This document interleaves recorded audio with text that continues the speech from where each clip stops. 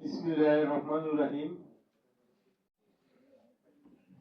গণসংহতি আন্দোলন জিএসি কর্তৃক আয়োজিত আজকের এই মহান নেতা, যার জন্ম না হলে বাংলাদেশ হতো না, সেই মহান নেতার ৪৯তম মৃত্যুবার্ষিকী উপলক্ষে আজকের এই আলোচনা সভার সহযোদ্ধা জনাব জননেতা জুনায়েদ সাকি, প্রধান সমন্বয়কারী গণসংহতি আন্দোলন, মঞ্চে উপবিষ্ট জাতীয় নেতৃবৃন্দ, উপস্থিত গণসংহতি আন্দোলনের বিভিন্ন স্তরের নেতা ও কর্মীবৃন্দ, মিডিয়ার ভাই বোনেরা, উপস্থিত সুধীমণ্ডলী, আসসালামু আলাইকুম। বন্ধুগণ, আমরা আজকে এখানে মওলানা ভাসানীর মৃত্যুবার্ষিকী উপলক্ষে এই আলোচনা সভায় যে সাবজেক্টটি নিয়ে আলোচনা করব, গণ অভ্যুত্থানের রাজনীতি। এই গণ অভ্যুত্থানের রাজনীতি মওলানা ভাসানী শুরু করেছিলেন। আপনারা জানেন ১৯৪৯ সালের ২৩শে জুন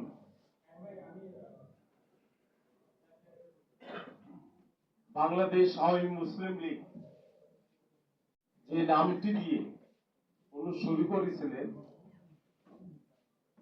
সেই দলটি দুর্ভাগ্যবশত উনি করতে পারেননি। তাকে ন্যাশনাল আওয়ামী পার্টি ন্যাপ করতে হয়েছিলেন এবং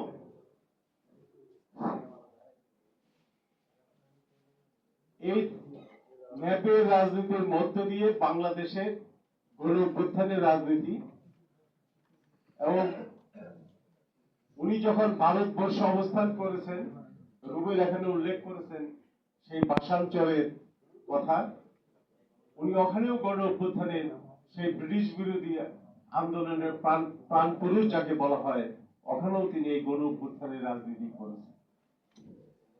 হাসান কাইম সাহেব এখানে উল্লেখ করেছেন এই যে গণমানুষের পক্ষে মওলানা ভাসানী সবসময় গণমানুষের পক্ষে ছিলেন, গণমানুষকে নিয়ে উনি ভাবতেন, তার চিন্তা চেতনা সবকিছু গণমানুষের মধ্যে সীমাবদ্ধ ছিল।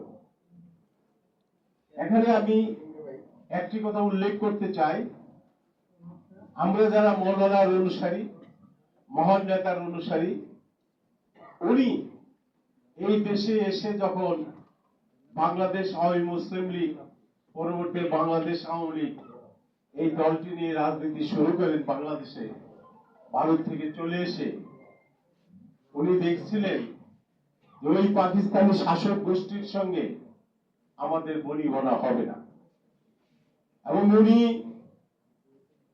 তার সেই লক্ষ্যকে নিয়েই ১৯৫৭ সালে আন্তর্জাতিক কৃষ্টি সম্মেলন ডাক দিয়েছিলেন সেই সন্তোষে। আপনারা সেটা জানেন, ইতিহাস খ্যাত ঐতিহাসিক কাকমারি সম্মেলন।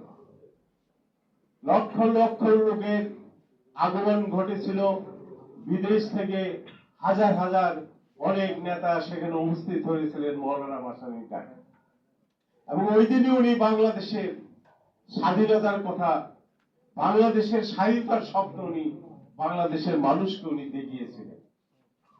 যার জন্য আমরা বলি যে ওনার জন্ম না হলে বাংলাদেশ হতো না।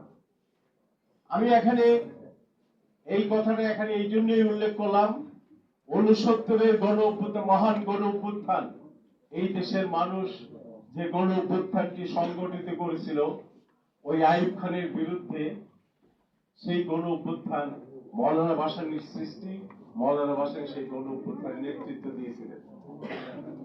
এবং এই গণ অভ্যুত্থানের পরে যে নির্বাচনটি হয়েছিল, আমি এখানে অত্যন্ত সচেতন ভাবে সুদৃঢ়ভাবে বলতে চাই, উনি ওই সময় কোনো ভুল করেননি। উনি জাতীয় স্বার্থকে প্রাধান্য দিয়েই ভোটের বাক্সে লাথি মারো, বাংলাদেশ স্বাধীন করো, ভোটের আগে বাদ চাই, এই স্লোগানটি উনি দিয়েছিলেন। আপনারা জানেন, উনি কাকমারি সম্মেলনে ওই ভারত থেকে যে সাহিত্যিক অন্নদা প্রসাদ, তারকা বন্দ্যোপাধ্যায় যারা এসেছিলেন, তাদের কাছে উনি বলেছিলেন যে এই দেশটা স্বাধীন করতে আমার আর 12 বছর সময় লাগবে। কত সুদূর প্রসারী চিন্তা থাকলে মৌলানা ভাসানী সেদিন তাদেরকে বুঝিয়েছিলেন। তাদের বইতে এখনো পাওয়া যায়, মৌলানা ভাসানী বলেছিলেন 12 বছরের মধ্যে পাকিস্তানিদের এই দেশ থেকে আমরা বিদায় করব। 12 বছরের জায়গায় তার 14 বছর সময় লেগেছিল। এমন দূরদৃষ্টি সম্পন্ন নেতা, উনি সেদিন চিন্তা করেছিলেন যে আমি যদি এই তখন 70-এর নির্বাচনে জাতীয় ঐক্যের ডাকটা দিই, জাতীয় ঐক্য প্রতিষ্ঠিত করতে না পারি, তাহলে বাংলাদেশ স্বাধীন হবে না। আজকে অনেকেই ভুল বুঝেন যে বামপন্থীরা সেদিন তাকে ভুল বুঝিয়েছিল, উনি নির্বাচন বর্জন করেছিল, এটা ভুল করেছিল মৌলানা ভাসানী। আমি বলবো কোনোদিনই ভুল করেন নাই মৌলানা ভাসানী। মৌলানা ভাসানীর লক্ষ্য ছিল একটি স্বাধীন সার্বভৌম রাষ্ট্র প্রতিষ্ঠা করা। সেই কাজটি মৌলানা ভাসানী সুন্দরভাবে, সুচারুভাবে সেই কাজটি উনি করেছেন। এবং তাই আজকের এই বাংলাদেশ আমরা প্রতিষ্ঠিত করেছি। এবং আমরা 1971-এ মুক্তিযুদ্ধের মধ্য দিয়ে দেশটি পেয়েছি। এই দেশটি আমরা তৎকালীন প্রতিবেশী দেশ ভারতের সহায়তা নিয়ে আমরা তাদের দয়া দাক্ষিণ্য আমরা নিয়েছি, অস্বীকার করব না।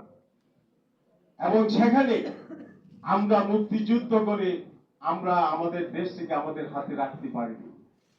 এই মুক্তিযোদ্ধারা সেদিন এই আমাদের কাছ থেকে এই দেশটি ওই আওয়ামী লীগ 70 সালে যারা জাতীয় ঐক্য আমরা প্রতিষ্ঠিত করেছিলাম, তারা এককভাবে তারা সরকার গঠন করে দেশে একটি ফ্যাসিবাদী শাসন কায়েম করে। আপনারা জানেন 72 থেকে 75 সেই রক্ষী বাহিনীর তাণ্ডব আমরা জানি, আমরা সেটা ফেস করেছি, রক্ষী বাহিনীর বিরুদ্ধে লড়াই করেছি, সংগ্রাম করেছি, আপনারা সেটা জানেন। কিন্তু এই 54 বছরেও আমরা আমাদের গণতন্ত্রকে প্রাতিষ্ঠানিক রূপ দিতে পারিনি। কেন পারিনি? বারবার যারাই ক্ষমতায় গিয়েছেন, জনগণের রায় নিয়ে যারাই ক্ষমতায় গিয়েছেন, তারা ক্ষমতাকে দীর্ঘায়িত করার জন্য সংবিধানকে বিভিন্নভাবে তারা সংবিধানকে ব্যবহার করেছেন।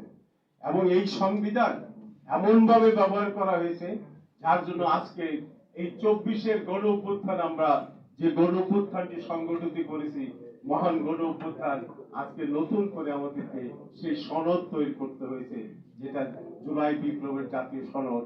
আপনারা সেটা জানেন। আমরা এই জুলাই জাতীয় সনদ, এই বর্তমান অন্তর্বর্তীকালীন সরকার যে কথা বলেছেন, আমরা দেখব এই নির্বাচনের মধ্য দিয়া গণতন্ত্র প্রাতিষ্ঠানিক রূপ পায় কিনা এবং একটি টেকসই গণতন্ত্র প্রতিষ্ঠিত হয় কিনা, সেটা নিয়ে আমরা চেষ্টা করব, চিন্তা করব, সেটা আপনাদের সামনে বলে যাচ্ছি। এই দেশে যাতে গণতন্ত্র গত 54 বছর বারবার ফ্যাসিবাদী শাসনের উদ্ভব হয়েছে, গণতন্ত্রকে প্রাতিষ্ঠানিক রূপ দিতে আমরা পারি নাই, টেকসই গণতন্ত্র প্রতিষ্ঠিত করতে পারিনি। সামনের এই নির্বাচন, এই 26শে ফেব্রুয়ারিতে যে নতুন নির্বাচন হবে, এই নির্বাচনের মধ্য দিয়ে আমরা আশা করব একটি টেকসই গণতন্ত্রের জন্য আমরা যে নির্বাচন, এই নির্বাচনটি আমরা সুন্দরভাবে, সুষ্ঠুভাবে, লেভেল প্লেইং ফিল্ড করে আমরা সেই নির্বাচনটি অংশগ্রহণ করব, আমরা করব এবং আমরা জয়যুক্ত হব, এই আশাবাদ ব্যক্ত করছি। কিন্তু বন্ধুগণ, মনে রাখতে হবে এর পথে অনেক বাধা। আপনারা জানেন ওই সাম্প্রদায়িক শক্তি মৌলানা ভাসানী, যে সাম্প্রদায়িক শক্তি মৌলানা ভাসানী যতদিন বেঁচে ছিলেন, সাম্প্রদায়িক শক্তি এখানে মাথা চাড়া দিয়ে উঠতে পারেনি।